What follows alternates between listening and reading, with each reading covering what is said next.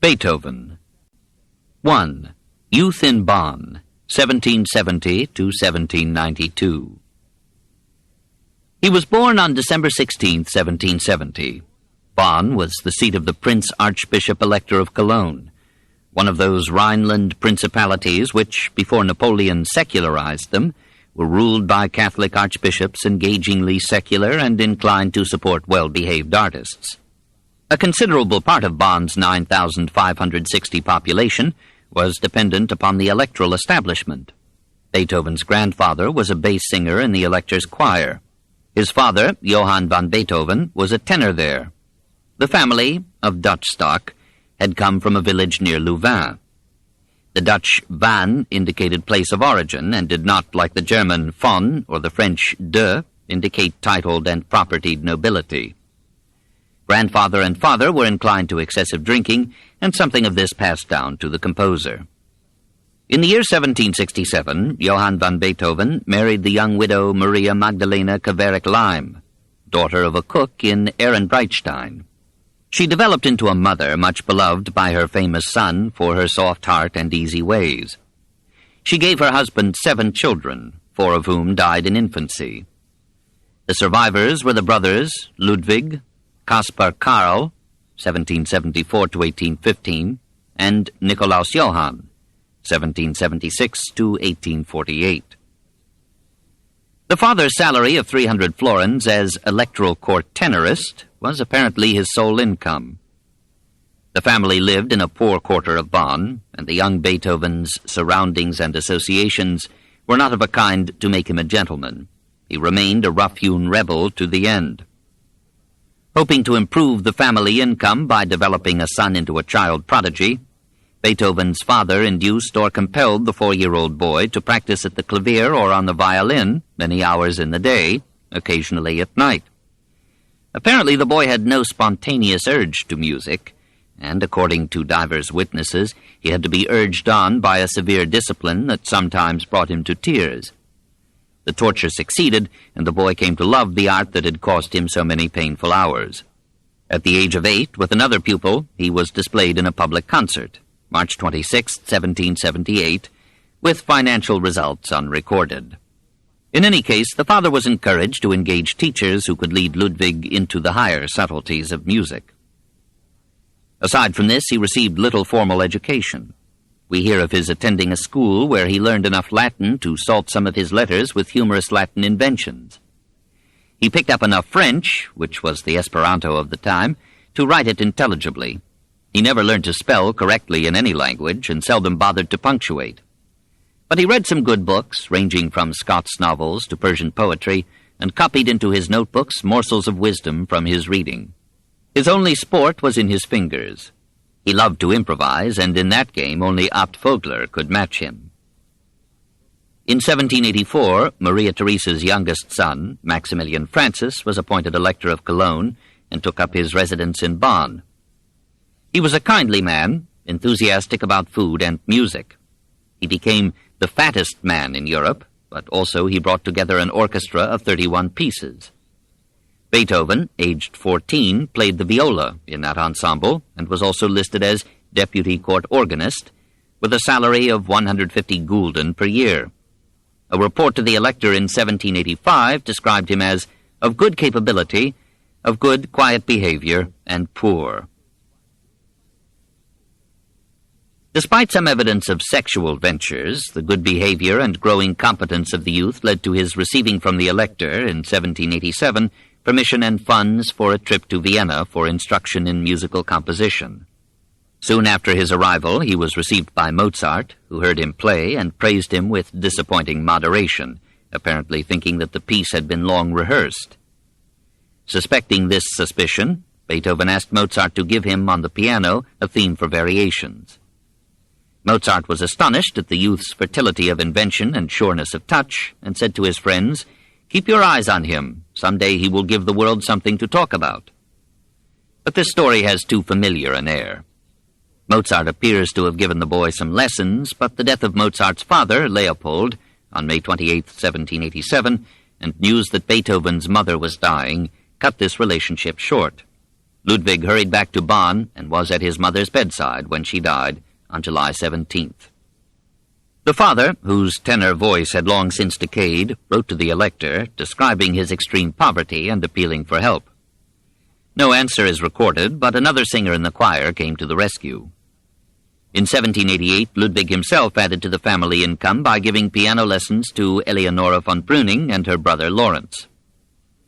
Their widowed, wealthy, cultured mother received the young teacher into full equality with her children, and the friendships so formed helped in some measure to smooth the sharp corners of Beethoven's character. Helpful, too, was the kindness of Count Ferdinand von Waldstein, 1762 to 1823, himself a good musician and a close friend of the Elector. Learning of Beethoven's poverty, he sent him occasional gifts of money, pretending that they were from the Elector. Beethoven later dedicated to him the piano sonata, Opus 53 in C major, that bears his name. Ludwig needed help more than ever now, for his despondent father had surrendered to alcohol and had been with difficulty rescued from arrest as a public nuisance. In 1789, Beethoven, not yet 19, took upon himself the responsibility for his younger brothers and became legal head of the family. A decree of the Elector, on November 20th, ordered that the services of Johann van Beethoven should be dispensed with, and that half of his annual salary of 200 Reichsdaler should be paid him and the other half to his eldest son. Beethoven continued to earn a small sum as chief pianist and second organist in the Elector's orchestra. In 1790, flush with a triumph in London, Franz Joseph Haydn stopped at Bonn on his way home to Vienna. Beethoven presented to him a cantata that he had recently composed. Haydn praised it. Probably some word of this reached the Elector's ear. He listened favorably to suggestions that he allow the youth to go to Vienna for study with Haydn and to continue for some months to receive his salary as a musician on the Elector's staff. Probably Count von Waldstein had won this boon for his young friend. He wrote in Ludwig's album a farewell note. "Dear Beethoven, you are traveling to Vienna in fulfillment of your long-cherished wish. The genius of Mozart," who had died on December 5th, 1791, "is still weeping and bewailing the death of her favorite. Labor assiduously and receive Mozart's spirit from the hands of Haydn. Your true friend, Waldstein." Beethoven left Bonn, father, family, and friends, on or about November 1st, 1792. Soon afterward, French revolutionary troops occupied Bonn, and the Elector fled to Mainz. Beethoven never saw Bonn again. 2. Progress and Tragedy, 1792 to 1802. Arrived in Vienna, he found the city alive with musicians competing for patrons, audiences, and publishers, looking askance at every newcomer and finding no disarming beauty in the youth from Bonn. He was short, stocky, dark-complexioned, Anton Esterhazy called him the Moor, pockmarked, front upper teeth overlapping the lower, nose broad and flat, eyes deep-set and challenging, and head like a bullet, wearing a wig and a van. He was not designed for popularity with either the public or his competitors, but he was rarely without a rescuing friend. Soon came news that his father had died on December 18, 1792. Some difficulty having developed about Beethoven's share in his father's small annuity, he petitioned the Elector for its continuance. The Elector responded by doubling it, and added, "He is further to receive 3 measures of grain for the education of his brothers," Karl and Johann, who had moved to Vienna. Beethoven, grateful, made some good resolutions. In a friend's album, May 22, 1793, he wrote, using the words of Schiller's Don Carlos, "I am not wicked. Hot blood is my fault. My crime is that I am young. Even though wildly surging emotions may betray my heart, yet my heart is good."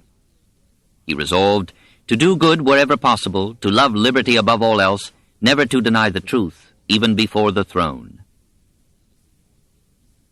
He kept his expenditures to a stoic minimum.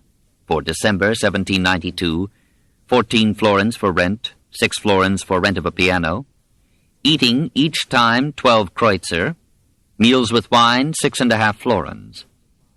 Another memorandum lists Haydn at various times as costing 2 groschen, a few cents. Apparently Haydn was asking little for his lessons. For a while, the student accepted correction humbly, but as the lessons continued, Haydn found it impossible to accept Beethoven's reported deviations from orthodox rules of composition.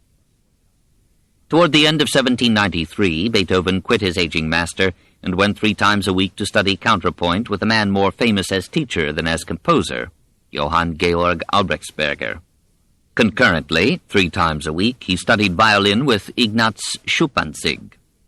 In 1795, having taken all that he felt need of from Albrechtsberger, he applied to Antonio Salieri, then director of the Vienna Opera, for instruction in composition for the voice. Salieri charged nothing to poor pupils. Beethoven presented himself as such and was accepted. All 4 of these teachers found him a difficult disciple, bursting with ideas of his own, and resenting the formalism of the musical theory offered him. We can imagine the shudders generated in Papa Haydn, who lived till 1809, by the irregularities and sonorities of Beethoven's compositions.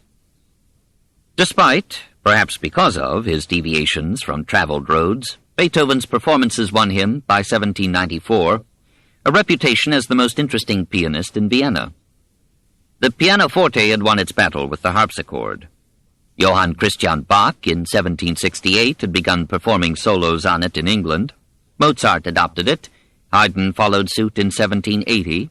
Muzio Clementi was composing concertos definitely designed for the piano and its new flexibility between piano and forte, between staccato and sostenuto. Beethoven made full use of the piano's powers and his own, especially in his improvisations, where no printed notation hampered his style. Ferdinand Ries, pupil of both Haydn and Beethoven, later declared, "No artist that I ever heard came at all near the height which Beethoven attained in this branch of playing. The wealth of ideas which forced themselves on him, the caprices to which he surrendered himself, the variety of treatment, the difficulties were inexhaustible." It was as a pianist that the patrons of music first appreciated him. At an evening concert in the home of Baron van Swieten, after the program had been completed, the host, biographer Schindler relates, detained Beethoven and persuaded him to add a few fugues of Bach as an evening blessing. Prince Karl Lichnowsky, the leading amateur musician in Vienna, so liked Beethoven that he regularly engaged him for his Friday musicales, and for a time entertained him as a house guest. Beethoven, however, could not adjust himself to the prince's meal hours and preferred a nearby hotel.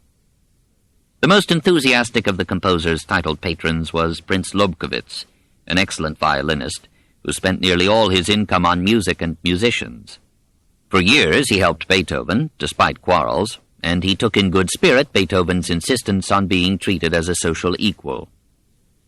The ladies of these helpful nobles enjoyed his proud independence, took lessons and scoldings from him, and allowed the poor bachelor to make love to them in letters. They and their lords accepted his dedications and rewarded him moderately. So far, his fame was only as a pianist, and as such it reached Prague and Berlin, to which he made visits as a virtuoso in 1796. But meanwhile he composed. On October 21st, 1795, he published, as his Opus 1, 3 grand trios, about which Johann Kramer, after playing them, announced, "This is the man who is to console us for the loss of Beethoven." Stimulated by such praise, Beethoven wrote in his notebook, "Courage! Despite all bodily weaknesses, my spirit shall rule. This year must determine the complete man. Nothing must remain undone." In 1797, Napoleon, unseen, first came into Beethoven's life. The young general, having driven the Austrians from Lombardy, had led his army over the Alps and was nearing Vienna.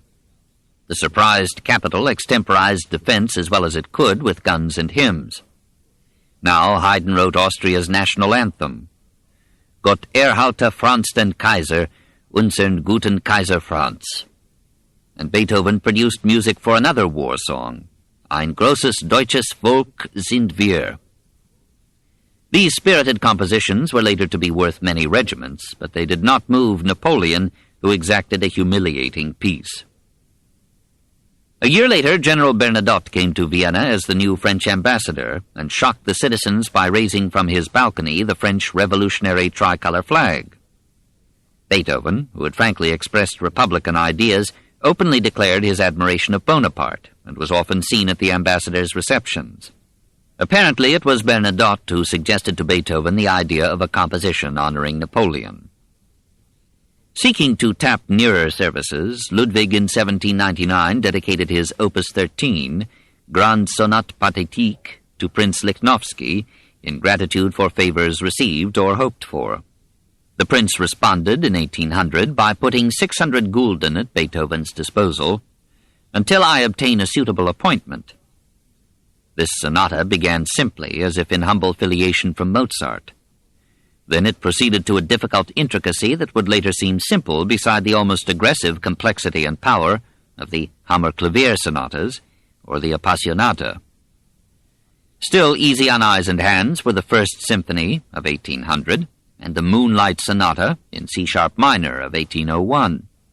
Beethoven did not give the latter piece its famous name, but called it Sonata Quasi Fantasia. Apparently he had no intention of making it a love song. It is true that he dedicated it to the Countess Giulia Guicciardi, who was among the untouchable goddesses of his reveries, but it had been written for another occasion, quite unrelated to this divinity. To the year 1802 belongs one of the strangest and most appealing documents in the history of music. This secret Heiligenstadt Testament, which was not seen by others till found in Beethoven's papers after his death, is intelligible only through a frank confrontation of his character. There had been many pleasant qualities in it in his youth, a buoyancy of spirit, a fund of humor, a devotion to study, a readiness to help, and many of his bond friends, his teacher Christian Gottlob Nefer, his pupil Eleonora von Breuning, his patron Count von Waldstein, remained devoted to him despite his growing bitterness against life. In Vienna, however, he alienated one friend after another until he was left almost alone. When they heard that he was dying, they came back and did what they could to ease his pains. His early environment scarred him lastingly. He could never forget and never forgive the toilsome, anxious poverty or the humiliation of seeing his father surrender to failure and drink. He himself, as the years saddened him, yielded more and more to the amnesia of wine. In Vienna, his stature, 5 feet 5 inches, invited wit, and his face was no fortune, his hair thick, disheveled, bristling, his heavy beard spreading up to his sunken eyes, and sometimes allowed to grow to half an inch before shaving. "O God," he cried in 1819, "what a plague it is to one when he has so fatal a face as mine." These physical disadvantages were probably a spur to achievement, but after the first few years in Vienna, they discouraged care of his dress, his body, his rooms, or his manners. "I am an untidy fellow," he wrote on April 22, 1801. "Perhaps the only touch of genius which I possess is that my things are not always in very good order." He earned enough to keep servants, but he soon quarreled with them and seldom kept them long. He was brusque with the lowly. With the high-born he was sometimes obsequious, often proud, even arrogant. He was merciless in assessing his rivals and was rewarded by their almost unanimous dislike. He was severe with his pupils, but taught some of them without charge. He was a misanthrope, judging every man basically base, but fondly forgiving his troublesome nephew Karl and loving every pretty pupil. He gave to nature the unquestioning affection that he could not offer to mankind. He frequently fell into melancholy moods, but almost as frequently had spells of raucous jollity, with or without wine. He had an often inconsiderate sense of humor, punned at every opportunity, and invented sometimes offensive nicknames for his friends. He could laugh more readily than he could smile. He tried, through worried years, to conceal from the world the affliction that embittered his life. In a letter of June 29, 1801, he revealed it to a friend of his youth, Franz Wegeler. "For the last 3 years my hearing has become weaker and weaker. The trouble is supposed to have been caused by the condition of my abdomen, which was wretched even before I left Bonn, but has become worse in Vienna, where I have been constantly afflicted with diarrhea and have been suffering in consequence from an extraordinary disability. Such was my condition until the autumn of last year, and sometimes I gave way to despair. I must confess that I lead a wretched life, For almost 2 years I have ceased to attend any social functions, just because I find it impossible to say to people, I am deaf. If I had any other profession, I might be able to cope with my infirmity, but in my profession it is a terrible calamity.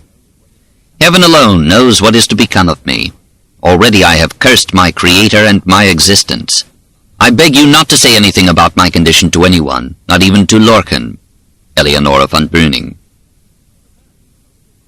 Apparently in hopes of profiting from its sulfur baths, Beethoven spent part of 1802 in Heiligenstadt, a small village near Göttingen. Wandering in nearby woods, he saw at a short distance a shepherd playing a pipe. As he heard no sound, he realized that now only the louder sounds of an orchestra would reach him.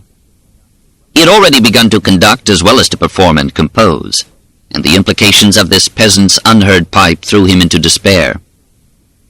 He went into his room and composed, on October 6, 1802, what is known as the Heiligenstadt Testament, a spiritual will and apologia pro vita sua. Though he captioned it, For My Brothers Karl and blank, Beethoven, he carefully concealed the document from all eyes but his own. It is here transcribed in its essential lines. O ye men who think and say that I am malevolent, stubborn, or misanthropic, how greatly do ye wrong me, you who do not know the secret cause of my seeming so. From childhood my heart and mind were disposed to the gentle feeling of goodwill. I was even ever eager to accomplish great deeds, but reflect now that for 6 years I have been in a hopeless case, aggravated by senseless physicians, finally compelled to face the prospect of a lasting malady. Born with an ardent and lively temperament, even susceptible to the diversions of society, I was compelled early to isolate myself, to live in loneliness. When I at times tried to forget all this, oh, how harshly was I repulsed by the doubly sad experience of my bad hearing. And yet it was impossible for me to say to men, speak louder, shout, for I am deaf. Ah, how could I possibly admit an infirmity in the one sense which should have been more perfect in me than in others? Oh, I cannot do it. Therefore, forgive me when you see me draw back when I would gladly mingle with you. What a humiliation when one stood beside me and heard a flute in the distance, and I heard nothing. Such incidents brought me to the verge of despair. But little more, and I would have put an end to my life. Only art it was that withheld me. Ah, it seemed impossible to leave the world until I had produced all that I felt called upon to produce. O Divine One, Thou lookest into my inmost soul, and Thou knowest it. Thou knowest that love of man and desire to do good lives therein. O men, when some day you read these words, reflect that ye did me wrong. You, my brothers Karl and blank. As soon as I am dead, if Dr. Schmidt is still alive, ask him in my name to describe my malady and attach this document to the history of my illness, so that so far as possible at least the world may become reconciled with me after my death. At the same time I declare you two to be the heirs of my small fortune. It is my wish that your lives may be better and freer from care than I have had. Recommend virtue to your children. It alone can give happiness, not money. I speak from experience. It was virtue that upheld me in my misery. To it, next to my art, I owe the fact that I did not end my life by suicide. Farewell and love each other. With joy I hasten toward death. In the margin he wrote, to be read and executed after my death. It was not a suicide note. It was both hopeless and resolute. Beethoven proposed to accept and transcend his hardship, and bring to other ears than his own all the music that lay silent within him. Almost at once, still in Heiligenstadt, in November 1802, he composed his Second Symphony, in D, wherein there is no note of complaint or grief. Only 1 year after his cry from the depths, he composed his Third Symphony, the Eroica, and entered with it his second and most creative period. 3. The Heroic Years, 1803 to 1809.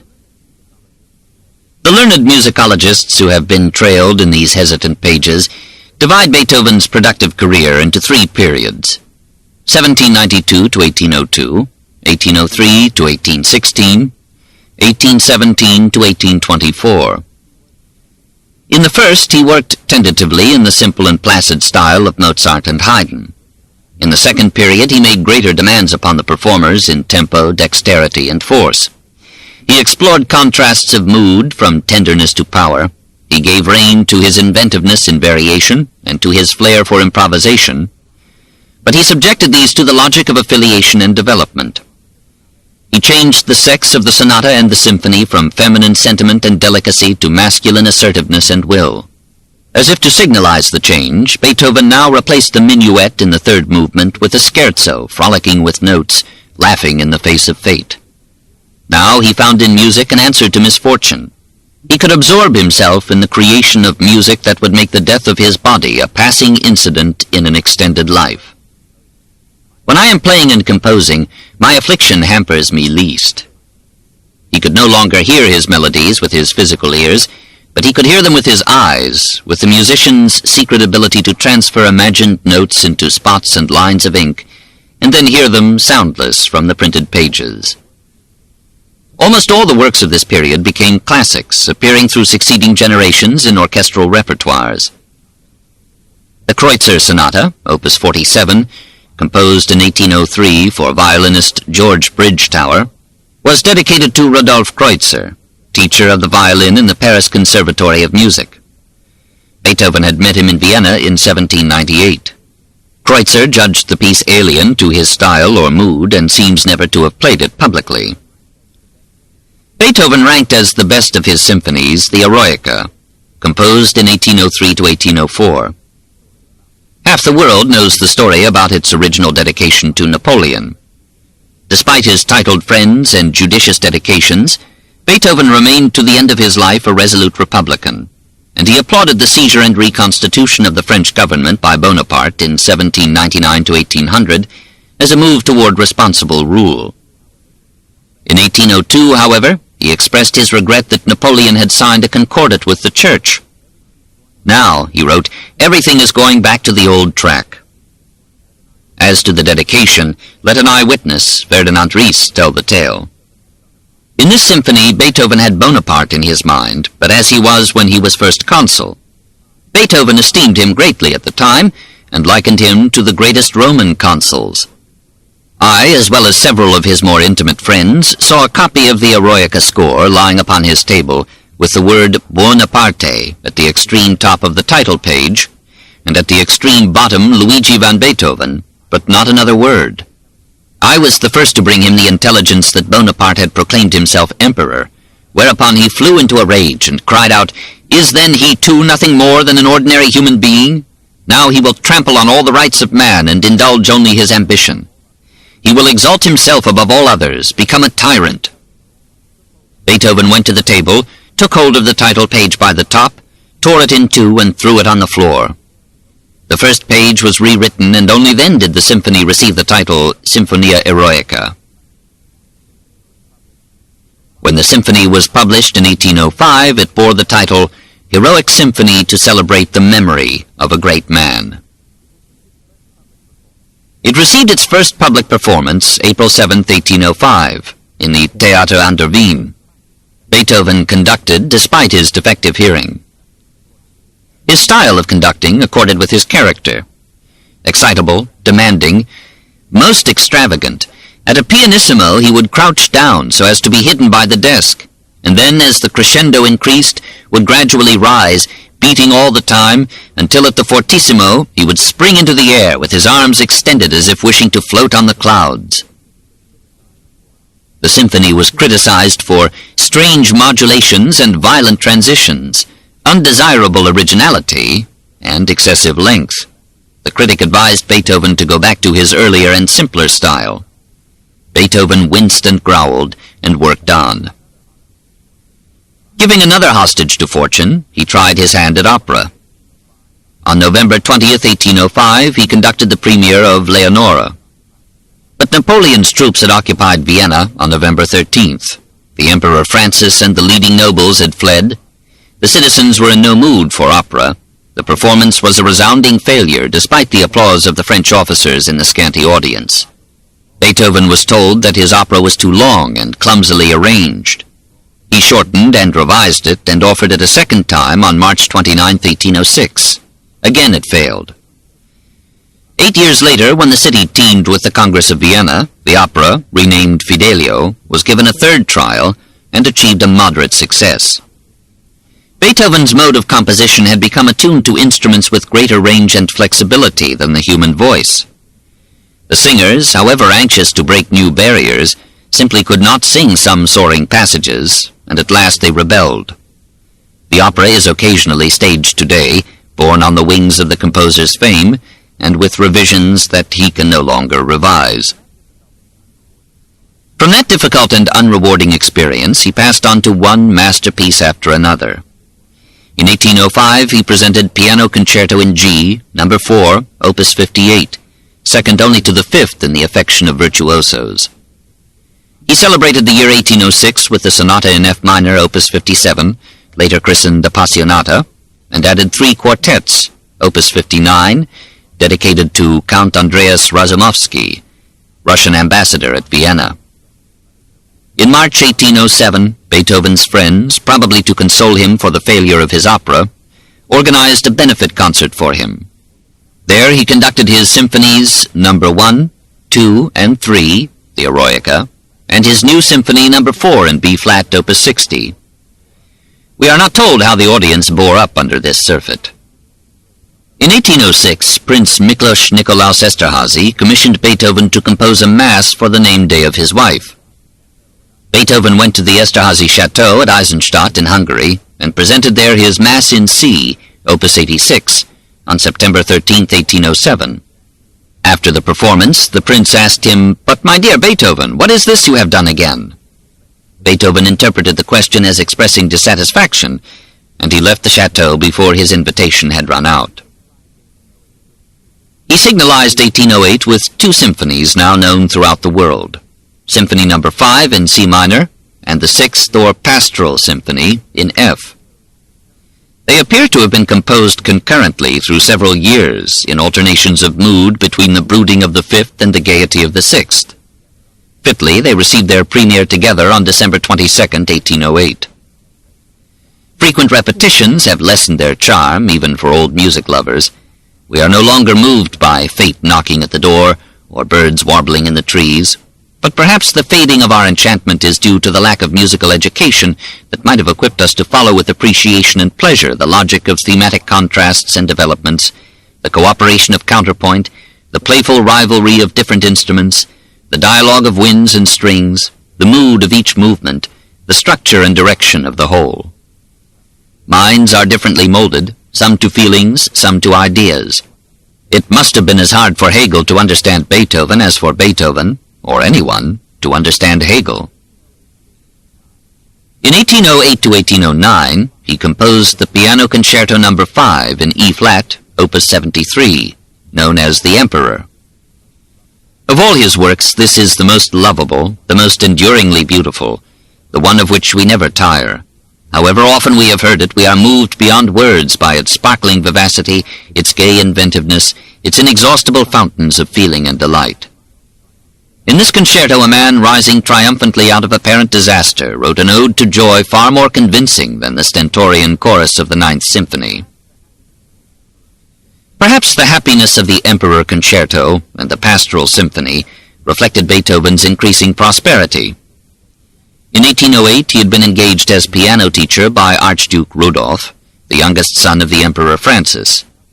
So began a friendship that often helped the increasingly discreet Republican. In 1808, he received a flattering offer from Jérôme Bonaparte, King of Westphalia, to come and serve as Kapellmeister in the royal choir and orchestra at Kassel. Beethoven agreed to fill the post at 600 gold ducats per year. Apparently, he still had some faith in his dying years. When word spread that he was negotiating with Kassel, his friends protested against what they called disloyalty to Vienna. He answered that he had toiled there for 16 years without receiving a secure position. On February 26, 1809, the Archduke sent him a formal agreement by which, in return for Beethoven's remaining in Vienna, he would be guaranteed an annual sum of 4,000 florins, of which Rudolph would pay 1,500, Prince Lobkowitz 700, and Count Kinsky 1,800. In addition, Beethoven might keep whatever he earned. He accepted and stayed. In that year, 1809, Papa Haydn died, and Beethoven inherited his crown. 4. The lover. Having achieved economic stability, he returned to his lifelong quest for a wife. He was a warmly sexual man. Presumably he found a variety of outlets, but he had long felt the need for a permanent companionship. In Bonn, according to his friend Wegeler, he was always loving. In 1801 he mentioned to Wegeler, "A dear sweet girl who loves me and whom I love." This is generally supposed to have been his 17-year-old pupil, Countess Julia Guicciardi. However, she married Count Gallenberg. In 1805, Beethoven centered his hopes upon the widowed Countess Josephine von Thym, to whom he sent a passionate declaration. "Here I give you a solemn promise that in a short time I shall stand before you more worthy of myself and of you. Oh, if only you would attach some value to this. I mean to founding my happiness by means of your love. Oh, beloved Josephina, it is no desire for the other sex that draws me near to you. It is just you, your whole self, with all your individual qualities. This has compelled my regard. This has bound all my feelings, all my emotional power to you. You make me hope that your heart will long beat for me. Mine can only cease to beat for you when it no longer beats." Apparently the lady turned to other prospects. 2 years later, Beethoven was still appealing to be admitted to her presence. She did not reply. In March 1807, he paid such devout attentions to Madame Marie Bigot that her husband protested. Beethoven sent "Dear Maria, dear Bigot," a letter of apology, declaring, "It is one of my chief principles never to be in any other relationship with the wife of another man than that of friendship." On March 14, 1809, expecting to be in Freiburg, he wrote to Baron von Gleichenstein, "Now you can help me to look for a wife. Indeed, you might find some beautiful girl at Freiburg who would perhaps now and then grant a side to my harmonies. If you do find one, please form the connection in advance. But she must be beautiful, for it is impossible for me to love anything that is not beautiful, or else I should have to love myself." But this was presumably one of Beethoven's jokes. More serious was his affair with Teresa Malfatti. She was another of his pupils, daughter of a distinguished physician. A letter to her of May 8, 1810, has some of the air of an accepted lover. On May 2nd, Beethoven had sent an urgent request to Wegeler, then at Koblenz, to go to Bonn and locate and send him the composer's baptismal certificate. "For I have been said to be older than I am." Wegeler complied. Beethoven made no acknowledgment, and in July, Stefan von Breuning wrote to Wegeler, "I believe his marriage project has fallen through, and for this reason he no longer feels the lively desire to thank you for your trouble." Till his 40th year, he insisted that he had been born in 1772. The baptismal certificate gave his birth year as 1770. After his death, 3 letters were found in a locked drawer, which are among the most tender and fervent love letters in history. They were never sent. As they name, no year, and no address, they remain a mystery that has produced its own literature. The first letter, dated July 6th in the morning, tells of Beethoven's hectic 3-day trip from Vienna to a woman in an unstated place in Hungary. Some praises. "My angel, my all, my very self. Can our love endure except through sacrifices, except through not demanding everything? Can you change it that you are not wholly mine, I not wholly thine? O God, look out into the beauties of nature and comfort yourself with that which must be. Love demands everything. We shall soon surely see each other. My heart is full of many things to say to you. Ah, there are moments when I feel that speech is nothing after all. Cheer up, remain my true, my only treasure, my all as I am yours. Your faithful Ludwig." The second and much briefer letter is dated evening, Monday, July 6th, and ends, "O God, so near, so far, is our love not truly a celestial edifice, firm as heaven's vault?" The third letter, "Good morning, on July 7th. Though still in bed, my thoughts go out to you, meine unsterbliche Geliebte, my immortal beloved. Now and then joyfully, then sadly, waiting to learn whether or not fate will hear us. I can live only wholly with you, or not at all. Yes, I am resolved to wander so long away from you until I can fly to your arms and say that I am really at home, Send my soul enwrapped in you into the land of spirits. O God, why is it necessary to part from one whom one so loves? And yet my life in Vienna is now a wretched life. Your love makes me at once the happiest and the unhappiest of men. At my age I need a steady, quiet life. Be calm. Only by a calm consideration of our existence can we achieve our purpose to live together. Be calm, love me, today, yesterday. What tearful longings for you. My life, my all, farewell. Oh, continue to love me. Never misjudge the most faithful heart of your beloved L. Ever thine, ever mine, ever for each other. Who was she? No one knows. The pundits are divided, chiefly between the Countess Guicciardi-Gallenberg and the Countess Therese von Brunswick. Nothing short of a countess would do. Apparently the lady was married. If so, Beethoven, in wooing her, was forgetting the excellent principle he had professed to the Bigots. However, the letters were not sent. No harm was done, and music may have profited. 5. Beethoven and Goethe, 1809 to 1812. In 1809, Austria was again at war with France. In May, French cannonballs were dropping on Vienna. Court and nobility fled. Beethoven sought refuge in a cellar.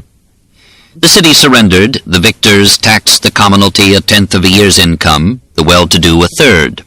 Beethoven paid, but from a safe distance shook his fist at a patrolling Gaul and cried, "If I as a general knew as much about strategy as I the composer know about counterpoint, I'd give you something to do." Otherwise, the period from 1809 to 1815 shows Beethoven in relatively good spirits. In those years he often visited the home of Franz Brentano, prosperous merchant and patron of art and music, who sometimes helped Ludwig with a loan. Franz's wife, Antonia, was at times confined to her room with illness. More than once, during such spells, Beethoven came in quietly, played the piano, then left without a word, having spoken to her in his own language. On one such occasion he was surprised, as he played, by hands placed upon his shoulders. Turning, he found a young woman, then 25, pretty, her eyes glowing with pleasure over his playing, even over his singing, to his own music, Goethe's famous lyric about Italy, Kennst du das Land? She was Elisabeth Bettina Brentano, sister to Franz, and to the Clemens Brentano whom we shall meet as a famous German author. She herself was later to produce a number of successful books presenting autobiography and fiction in a now inextricable mixture. She is our only authority for the story just told, and for the later episode in which, at a party in Franz's home, she heard Beethoven discourse not only profoundly, but with an order and elegance not generally ascribed to him, though sometimes appearing in his letters. On May 28, 1810, she wrote enthusiastically about him to Goethe, whom she knew not merely through neighborly relations with his family in Frankfurt, but through a visit with him in Weimar. Some excerpts from this famous letter. When I saw him of whom I shall now speak to you, I forgot the whole world. It is Beethoven of whom I now wish to tell you, and who made me forget the world and you. He stalks far ahead of the culture of mankind. Shall we ever overtake him? I doubt it, but grant that he may live until the enigma lying in his soul is fully developed. Then surely he will place the key to his heavenly knowledge in our hands. He himself said, "When I open my eyes I must sigh, for what I see is contrary to my religion, and I must despise the world which does not know that music is a higher revelation than wisdom and philosophy, the wine which inspires one to new generative processes. And I am the Bacchus who presses out this glorious wine for mankind and makes them spiritually drunken. I have no fear for my music. It can meet no evil fate. Those who understand it must be freed by it from all the miseries which the others drag about with them." Music is the mediator between intellectual and sensuous life. I should like to talk to Goethe about this. Would he understand me? Speak to Goethe about me. Tell him to hear my symphonies, and he will say that I am right in saying that music is the one incorporeal entrance into the higher world of knowledge. Bettina transmitted to Goethe these raptures of Beethoven, and added, "Rejoice me now with a speedy answer. which shall show Beethoven that you appreciate him." Goethe replied on June 6, 1810, "Your letter, heartily beloved child, reached me at a happy time. You have been at great pains to picture for me a great and beautiful nature in its achievements and its striving. I feel no desire to contradict what I can grasp of your hurried explosion. On the contrary, I should prefer for the present to admit an agreement between my nature and that which is recognizable in these manifold utterances. The ordinary human mind might perhaps find contradictions in it, but before that which is uttered by one possessed of such a demon, an ordinary layman must stand in reverence. Give Beethoven my heartiest greetings, and tell him that I would willingly make sacrifices to have his acquaintance. You may be able to persuade him to make a journey to Carlsbad, whither I go nearly every year, and would have the greatest leisure to listen to him and learn from him." Beethoven was unable to get to Carlsbad, but the two supreme artists of their time met at Teplitz, a watering place in Bohemia, in July 1812. Goethe visited Beethoven's lodgings there and gave a first impression in a letter to his wife. "A more self-centered, energetic, sincere artist I never saw. I can understand right well how singular must be his attitude toward the world." On July 21st and 23rd, he spent the evenings with Beethoven, who, he reported, played delightfully. Familiar the story how, on one of their walks together, there came towards them the whole court, the Empress of Austria and the dukes. Beethoven said, "Keep hold of my arm. They must make room for us, not we for them." Goethe was of a different opinion, and the situation became awkward for him. He let go of Beethoven's arm and took a stand at the side with his hat off, while Beethoven, with folded arm, walked right through the dukes and only tilted his hat slightly while the dukes stepped aside to make room for him, and all greeted him pleasantly. On the other side he stopped and waited for Goethe, who had permitted the company to pass by him where he stood with bowed head. "Well," Beethoven said, "I've waited for you because I honor and respect you as you deserve, but you did those yonder too much honor." This was Beethoven's account, according to Bettina, who adds, "Afterward Beethoven came running to us and told us everything." We do not have Goethe's account. Perhaps we should be skeptical, too, about the story, variously and inconsistently related, that when Goethe expressed vexation at interruptions of their conversation by greetings from passers-by, Beethoven answered him, "Do not let them trouble, Your Excellency. Perhaps the greetings are intended for me." Dubious as they sound, both stories harmonize with authentic expressions in which the two geniuses summarized their meetings. On August 9th, Beethoven wrote to his Leipzig publishers, Breitkopf and Hertel, "Goethe is too fond of the atmosphere of the court, more so than is becoming to a poet." On September 2nd, Goethe wrote to Karl Zelter, "I made Beethoven's acquaintance in Teplitz. His talent amazed me. Unfortunately, he is an utterly untamed personality, not altogether in the wrong in holding the world to be detestable, but who does not make it any the more enjoyable either for himself or for others by his attitude. He is very excusable, on the other hand, and much to be pitied, as his hearing is leaving him, which perhaps mars the musical part of his nature less than the social. He is of a laconic nature, and will become doubly so because of this lack."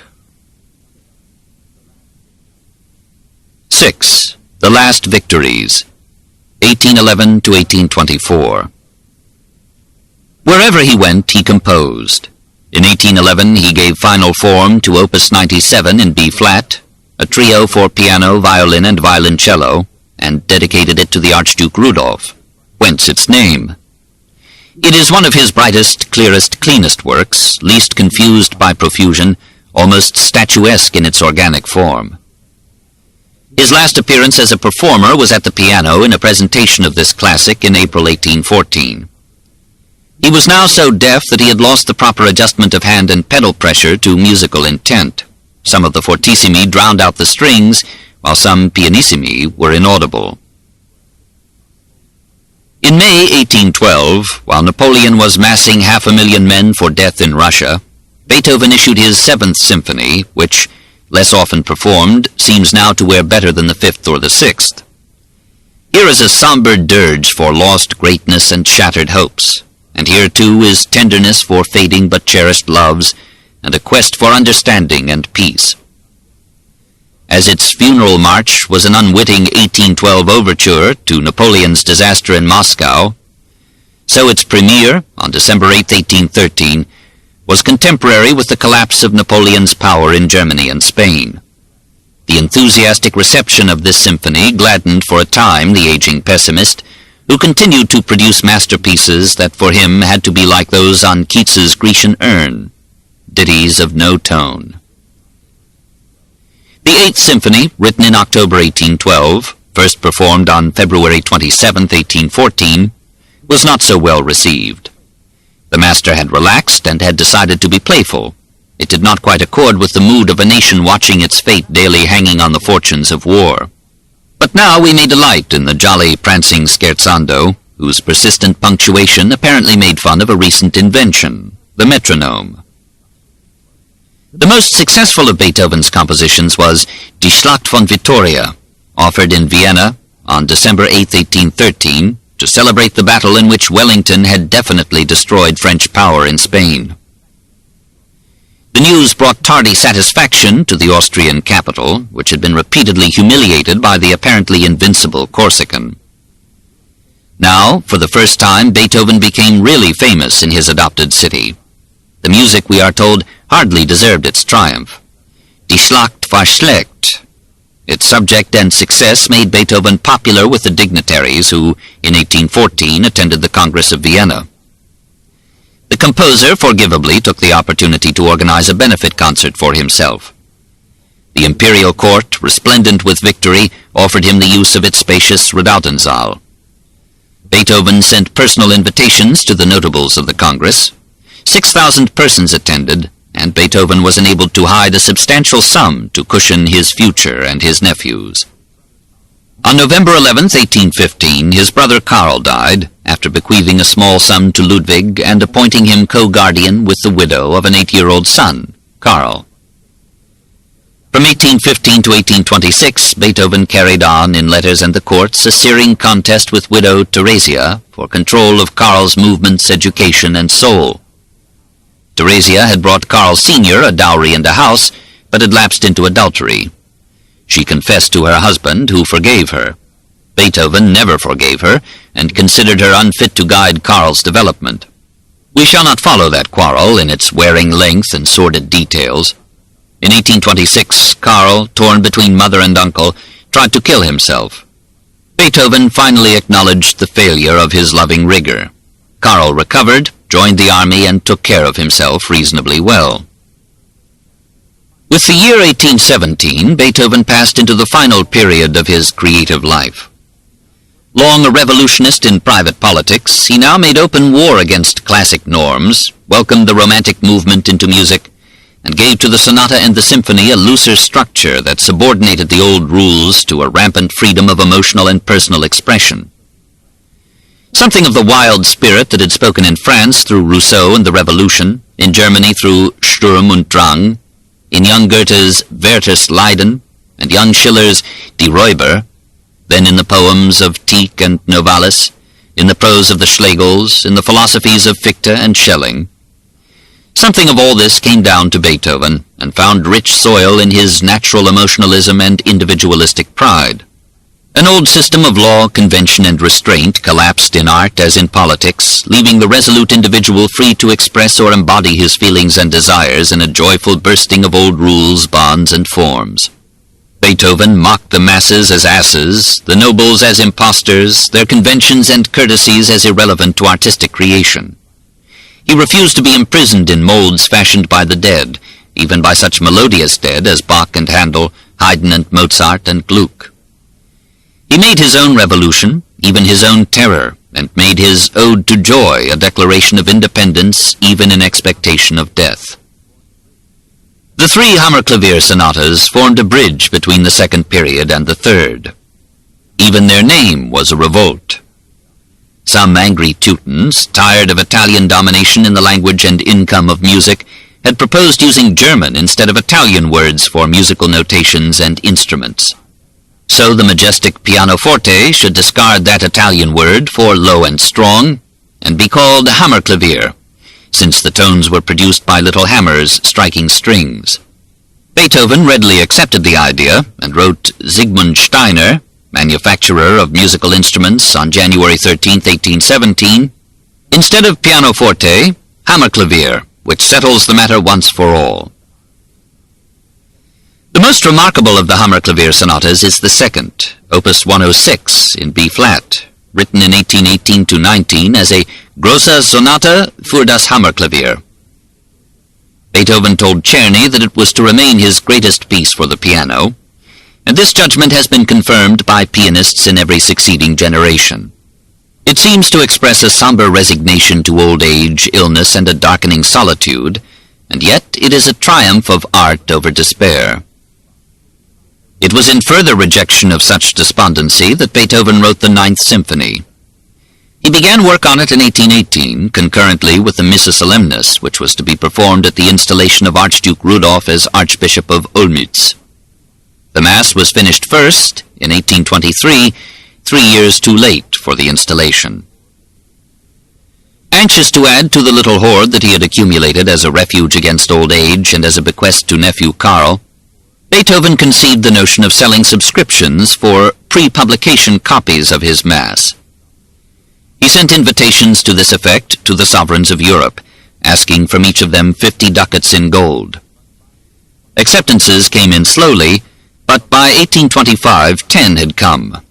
From the rulers of Russia, Prussia, France, Saxony, Tuscany, the princes Golitsyn and Radziwill, and the Cecilia Association of Frankfurt. The Missa Solemnis is generally held to have justified its long gestation and the strange bartering of its finished form. There is no trace in it of the occasional blasphemies that interrupted his inherited Catholic faith. Each moment of the liturgy is interpreted with concordant music, and through it all is audible the dying man's desperate faith, written by him in the manuscript score at the outset of the Credo. God above all, God has never deserted me.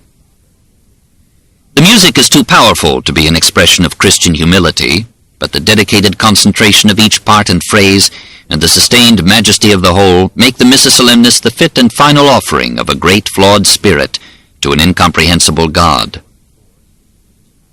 In February 1824 he completed the Ninth Symphony. Here his struggle to express his final philosophy, the joyful acceptance of man's fate, broke through all the trammels of classic order, and the impetuous monarch let the pride of his power carry him to massive exaltations that sacrificed the old god order to the young god liberty. In the profusion of shattered altars, the themes that should have stood out as pillars to the edifice disappeared from all but esoteric view. The phrases seemed unduly insistent and repeated. An occasional moment of tenderness or calm was overwhelmed by a sudden fortissimo flung as if in rage at a mad and unresponsive world. Not so, a great scholar replies. There is, in this apparent embarrassment of riches, an extreme simplicity of form, underlying an elaboration of detail which may at first seem bewildering until we realize that it is purely the working out, to its logical conclusions, of some ideas as simple and natural as the form itself. Perhaps the master deliberately abandoned the classic effort to give lasting form to mortal beauty or veiled significance. He confessed his surrender and frolicked in the unregulated wealth of his imagination and the lavished resources of his art. In the end, he recaptured some flair of youthful defiance and enshrined in music that ode of Schiller's, which was not really to mere joy, but rather to joyful war against despotism and inhumanity. Fronting kings in manly spirit, though it cost us wealth and blood, crowns to naught save noblest merit, death to all the liar's brood. With his culminating masterpieces now complete, Beethoven longed for an opportunity to present them to the public. But Rossini had so captivated Austria in 1823, and Viennese audiences were now so enamored of Italian melody, that no local impresario dared risk a fortune on two compositions so difficult as the Missa Solemnis and the Choral Symphony. A Berlin producer offered to present them. Beethoven was about to agree when a combination of music lovers, led by the Lichnowsky family, Alarmed at the thought of Vienna's outstanding composer being forced to go to a rival capital for the premiere of his latest and most prestigious works, agreed to underwrite their production at the Kärntner Theatre. After hard bargaining on all sides, the concert was given on May 7, 1824, before a crowded house and with a stoic program.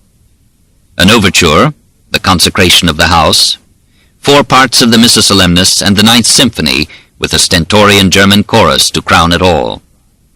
The singers, unable to reach the high notes prescribed, omitted them. The Mass was received solemnly, the symphony with enthusiastic acclaim. Beethoven, who had been standing on the platform with his back to the audience, did not hear the applause and had to be turned around to see it. 7. Commedia Finita, 1824 to 1827. He quarreled with Schindler and other friends about the small share, 420 florins, they gave him of the 2,200 taken at the concert. He charged them with cheating him. They left him solitary now, except for the occasional presence of his nephew, whose attempted suicide in 1826 topped the inspired bear's cup of grief. It was in those years that he wrote the last 5 of his 16 quartets. The spark for these labors had come in 1823 from the offer of Prince Nikolai Golitsyn to pay any sum demanded for 1, 2, or 3 quartets to be dedicated to him. Beethoven agreed for 50 ducats each. Those 3, opuses 127, 130, and 132, and opuses 131 and 135, constitute the terminal quartets whose mysterious strangeness has ensured their fame. Opus 130 was privately played in 1826 to the avowed delight of the listeners, except that the performers found the 4th movement beyond their powers. Beethoven wrote a simpler finale. The rejected movement is now offered as Grosse Fuge, Opus 133, which a Beethoven scholar bravely interprets as expressing the composer's final philosophy. Life and reality are composed of inseparable opposites, good and evil, joy and sorrow, health and sickness, birth and death, and wisdom will adjust itself to them as the inescapable essence of life. Most highly praised of the 5, and considered by Beethoven to be his greatest quartet, is Opus 131 in C-sharp minor, finished on August 7, 1826. Here, we are told, the mystical vision is most perfectly sustained. Heard again recently, it seemed to be a long, weird wail, the pitiful moaning of a mortally wounded animal. The last of the 5, Opus 135, states a motto for its final movement. Muss es sein? Must it be? And gives the answer, Es muss sein. On December 2nd, 1826, racked by a tearing cough, Beethoven asked for a doctor. 2 of his former physicians refused to come. A third, Dr. Wawruk, came and diagnosed pneumonia. Beethoven took to his bed. His brother Johann came to watch over him. Nephew Karl, with Beethoven's blessing, left at the call of the army. On January 11th, Dr. Wawruk was joined by Dr. Malfatti. He prescribed frozen punch to help the patient sleep. Beethoven relished the liquor in it and abused the prescription. Dropsy and jaundice developed. Urine collected in Beethoven's body instead of being excreted. Twice he was tapped to release the fluid. He compared himself to a geyser. Resolved to make no use of the bank shares, totaling 10,000 florins, which he had hidden for Karl, and faced by rapidly rising expenses, Beethoven wrote on March 6, 1827, to Sir George Smart of London, "What is to become of me? What am I to live on until I have recovered my lost strength and can again earn my living by means of my pen? I beg you to exert all your influence to induce the Philharmonic Society to carry out their former decision to give a concert for my benefit. My strength is not equal to saying anything more." The Society sent him £100 as an advance on the receipts of the proposed concert. By March 16th, the physicians agreed that Beethoven had not long to live. They and brother Johann asked his consent to summoning a priest. "I wish it," he answered. His occasional bouts with God had been forgotten. His letter of March 14th shows him ready to accept whatever God in his divine wisdom might decree. On March 23rd, he received the last sacrament, apparently in a docile mood. His brother later reported that the dying man had said to him, I thank you for this last service." Soon after the ceremony, Beethoven said to Schindler, "Commedia finita est," referring apparently not to the religious service, but to life itself. The phrase was used in the classic Roman theater to announce the end of the play. He died on March 26, 1827, after 3 months of suffering. A few moments before his death, a flash of lightning illuminated the room, followed by a sharp clap of thunder. Aroused, Beethoven raised his right arm and shook his clenched fist, apparently at the storm. Soon thereafter, his agony ended. We shall never know what that last gesture meant. The post-mortem examination revealed the complex of internal disorders that had darkened his life and his temper. The liver was shrunken and diseased. The arteries of the ears were clogged with fatty particles, and the auditory nerves were degenerated.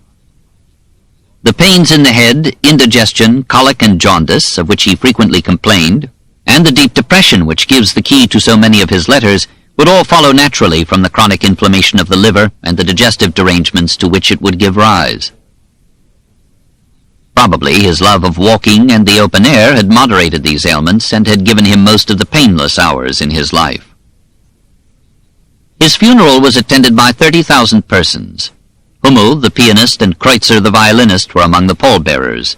Schubert, Czerny, and Grillparzer were among the torchbearers. The tombstone bore only the name Beethoven and his dates of birth and death.